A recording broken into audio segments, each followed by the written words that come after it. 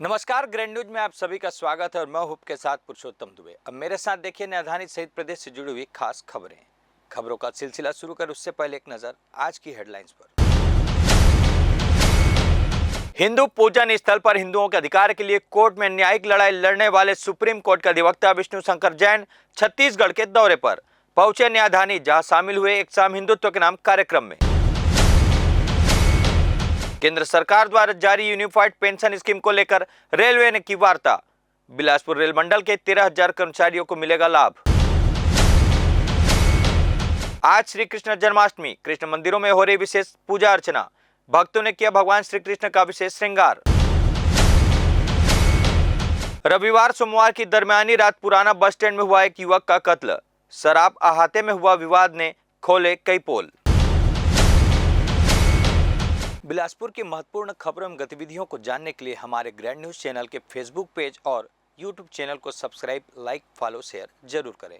और अब खबरें विस्तार से। सनातन धर्म के प्रखर वक्ता श्री राम मंदिर अयोध्या के साथ साथ मथुरा, काशी, भोजशाला जैसे अनेक हिंदू पूजन स्थलों पर हिंदुओं के अधिकार के लिए कोर्ट में न्यायिक लड़ाई लड़ने वाले सुप्रीम कोर्ट के अधिवक्ता विष्णु शंकर जैन छत्तीसगढ़ के दौरे पर हैं।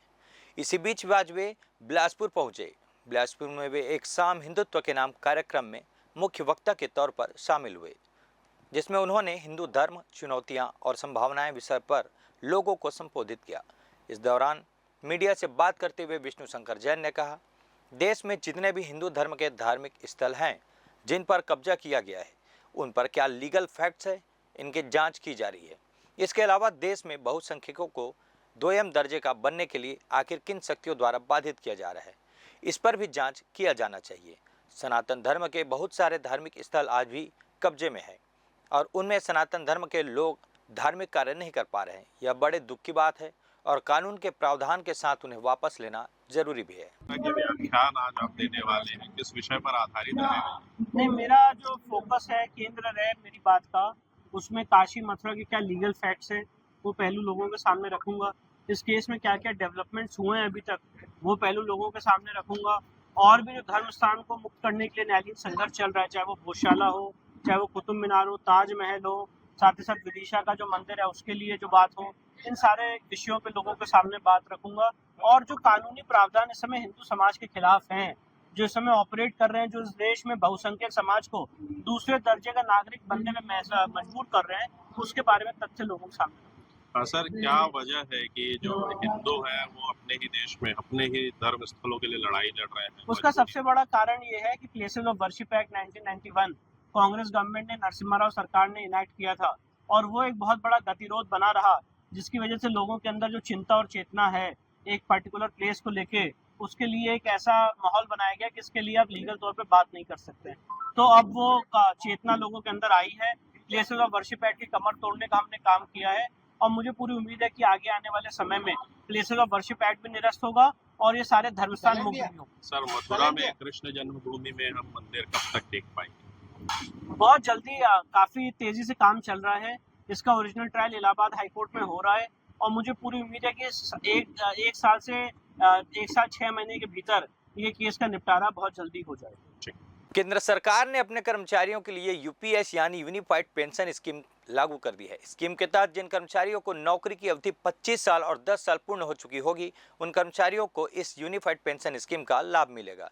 यूनिफाइड पेंशन स्कीम को जिस तरह से विभाजित किया गया है वह कर्मचारी हित में बताया जा रहा है, क्योंकि वर्ष 2004 में केंद्र सरकार ने सभी केंद्र कर्मचारियों की ओल्ड पेंशन स्कीम को बंद कर न्यू पेंशन स्कीम के तहत ला दिया था, जिसके तहत कर्मचारियों को जो सेवानिवृत्ति के बाद पेंशन मिलती थी वह बंद हो गया था। लेकिन एक बार फिर से सरकार ने इस कदम पर जोर उठाते हुए कर्मचारी हित में फैसला लिया है और वापस यूपीएस यानी यूनिफाइड पेंशन स्कीम को लागू कर कर्मचारियों को पेंशन देने का निर्णय लिया है।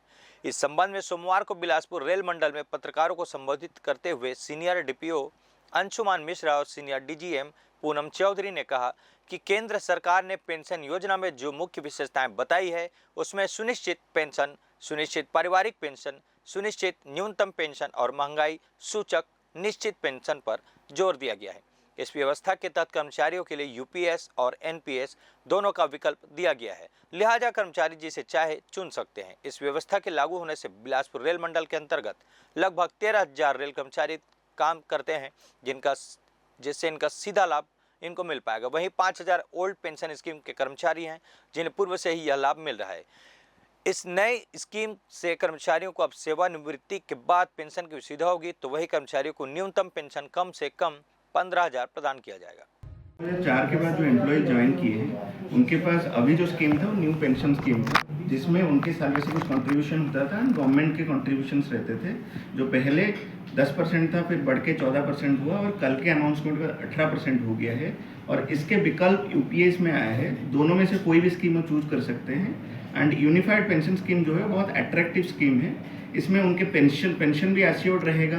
अगर कोई भी एम्प्लॉय का कोई भी सैड डिमाइज होता है तो उनके फैमिली के लिए एश्योर्ड फैमिली पेंशन रहेगा एंड एक लमसम अमाउंट भी पेंशन के साथ रिटायरमेंट के समय मिलेगा।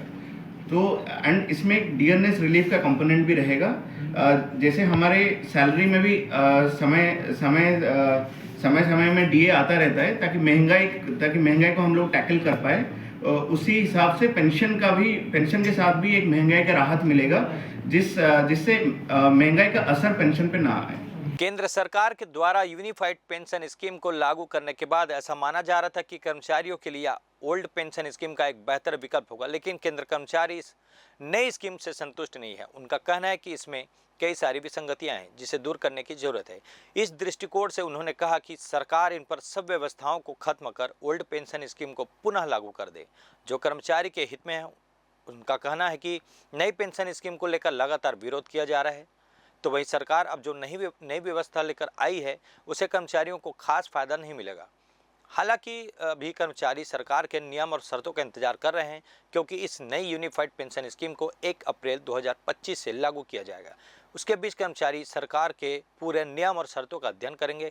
अगर उन्हें यह उचित लगेगा तो इसका समर्थन करेंगे। हालांकि केंद्र सरकार का मानना है कि सभी कर्मचारी संगठनों के साथ बैठकर इस नए यूनिफाइड पेंशन स्कीम को लागू किया गया है, जिस पर सभी की सहमति ली गई है। किस तरह से देख रहे हैं आप इस नई स्कीम को? ये जो अभी सरकार जो कल कैबिनेट मंत्री और प्रधानमंत्री सब मीटिंग करके जो नई जो पेंशन स्कीम मंत्रिमंडल से पास हुआ है, ये अभी तक जो आ रहा है सामने सभी लोग के उसमें मीडिया के तौर पे और हमारे जहाँ भी सूत्र हैं उसके माध्यम से, ये बहुत अच्छा तो नहीं बोलेंगे, बहुत अच्छा नहीं है, क्योंकि ओपीएस जो था ओल्ड पेंशन स्कीम वही कर्मचारियों के हित में है और वही होना चाहिए।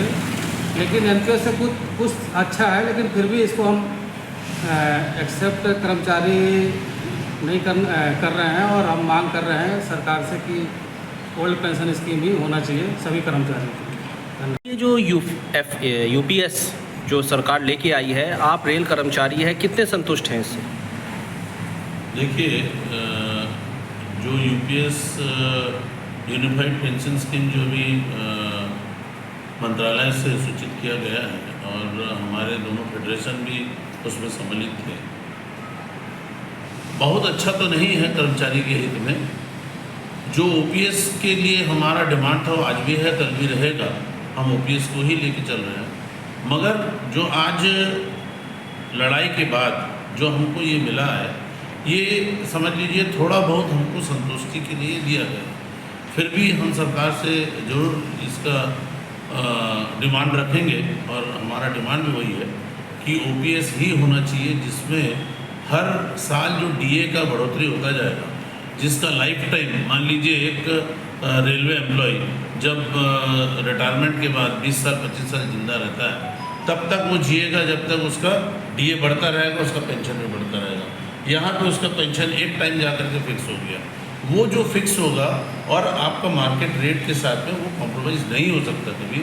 तो हमारा उसी परिप्रेक्ष्य में कहना है कि OPS is the best one और ओपीएस के लिए हम लड़ेंगे और लड़ेंगे, आगे भी लड़ाई जारी रहेगी। देखिए, सर्वप्रथम आप सबका धन्यवाद।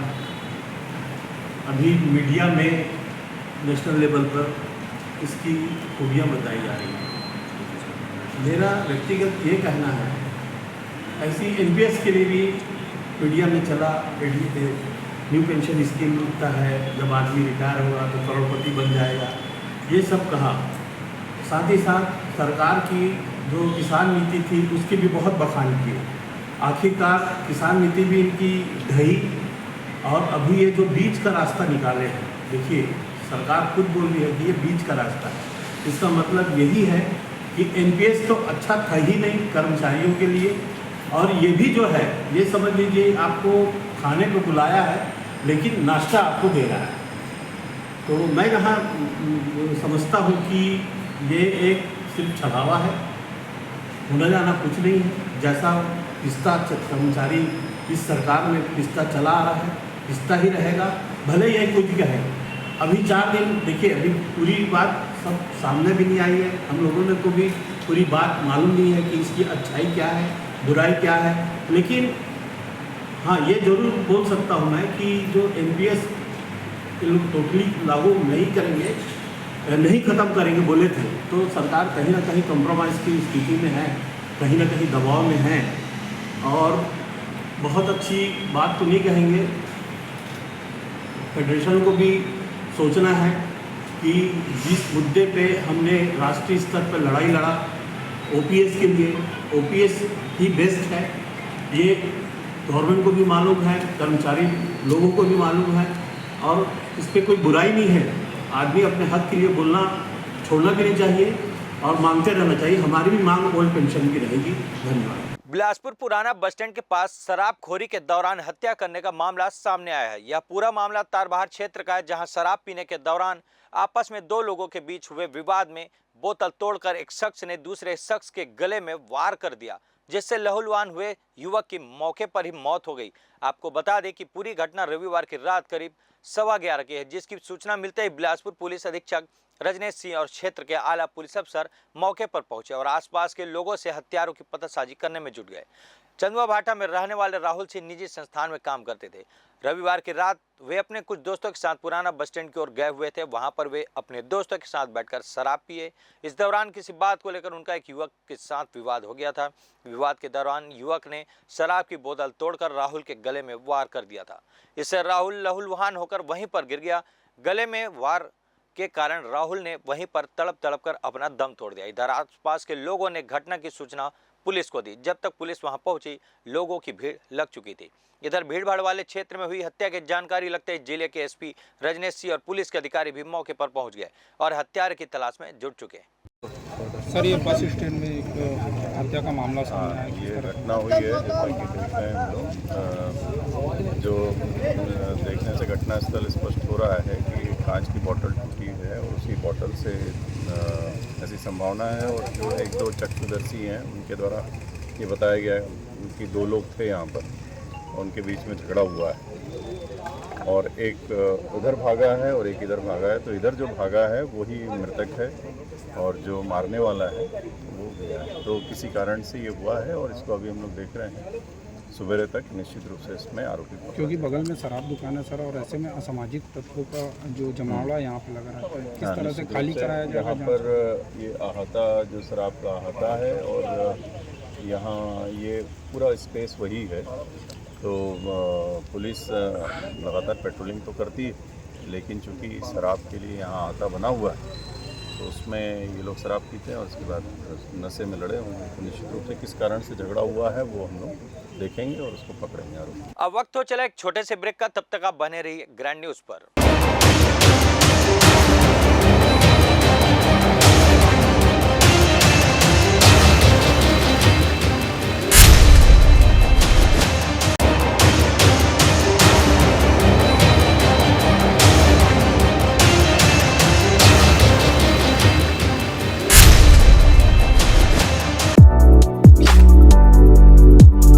डीपी विप्र महाविद्यालय बिलासपुर का सर्वोत्कृष्ट महाविद्यालय है। बिलासपुर नहीं बल्कि छत्तीसगढ़ में ये सर्वोत्कृष्ट है, क्योंकि हमको नेक में 2 बार A ग्रेड प्राप्त हुआ है और अभी ये ऑटोनॉमस का दर्जा हमको प्राप्त हो गया।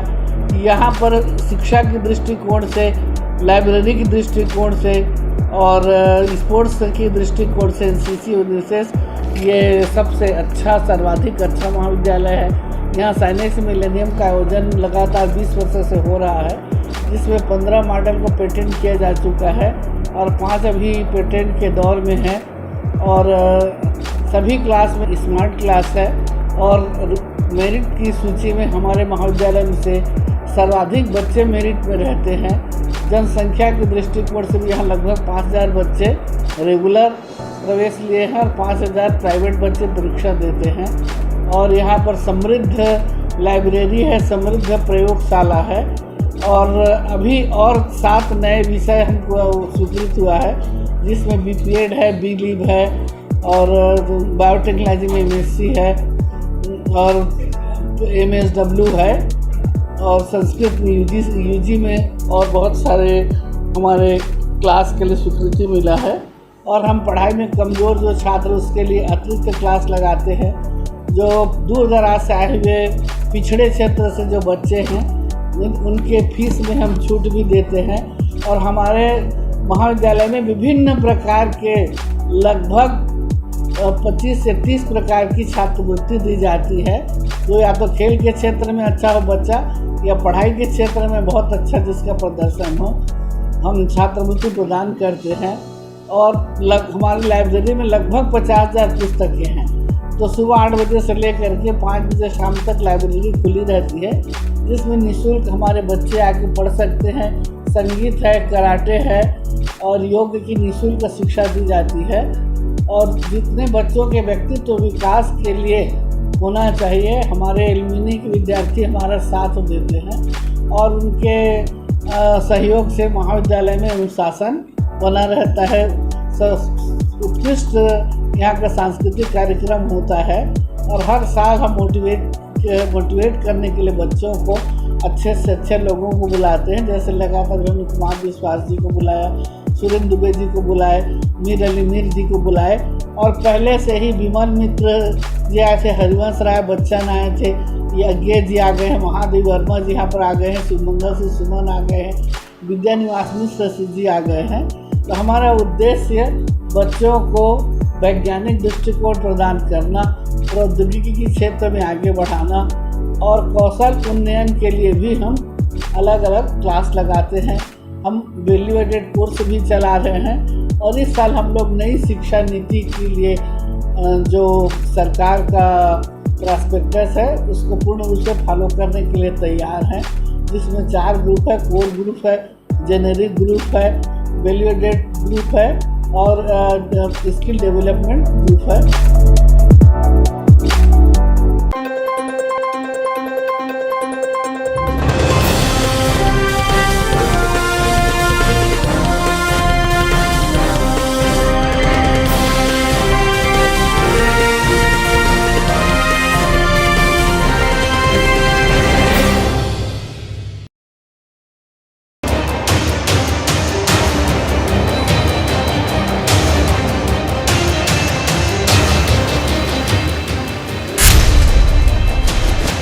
Dr. C.V. Raman University offers high-quality education to students, particularly those from difficult geographical areas of central India.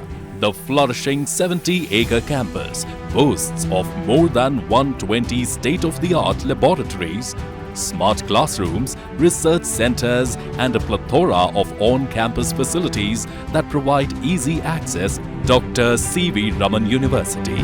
Be the change.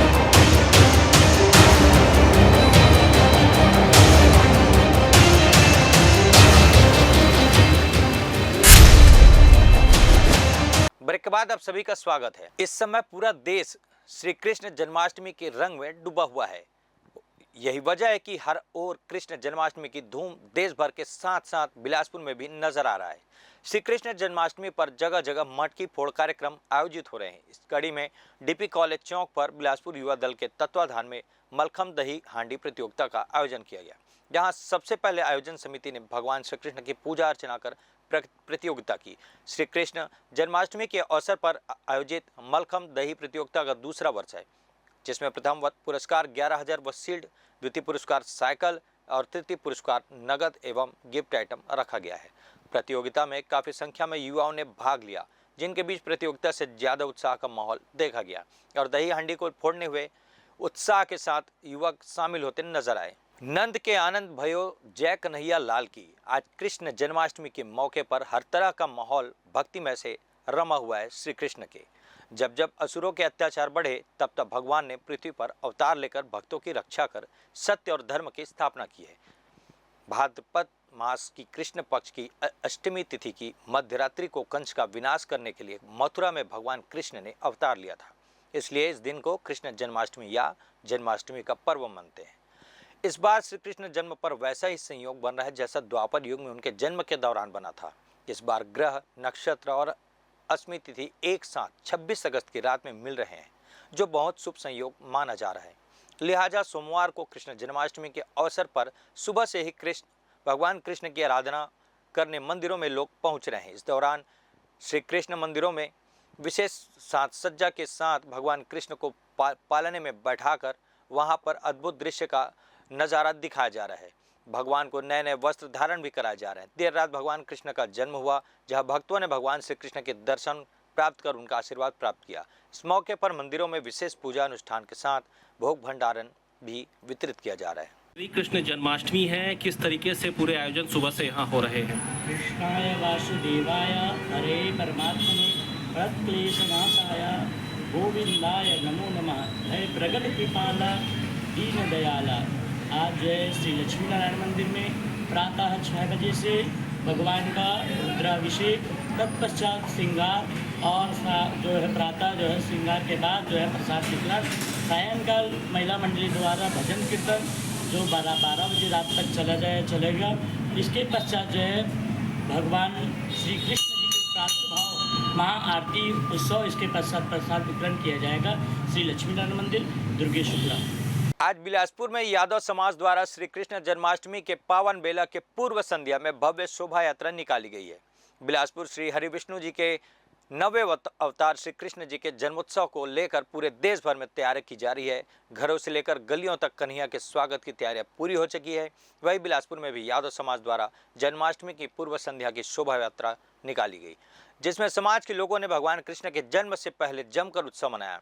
इस दौरान यादव समाज अपने पारंपरिक वेशभूषा के साथ राउत नाच का सुंदर प्रदर्शन किया। इसके अलावा समाज की महिलाओं द्वारा भी भगवान कृष्ण और राधा की मनमोहक झांकी बनाएगी। शहर के लाल बहादुर शास्त्री स्कूल मैदान से लेकर लखीराम अग्रवाल ऑडिटोरियम तक बड़ी संख्या में यादव समाज के लोग ढोल, नगाड़े और डीजे की ताल में थिरकते नजर आए। सभा भवन में पहुंचने के बाद अतिथियों द्वारा समाज और भगवान कृष्ण के वचनों को चरितार्थ करने की बात कही गई।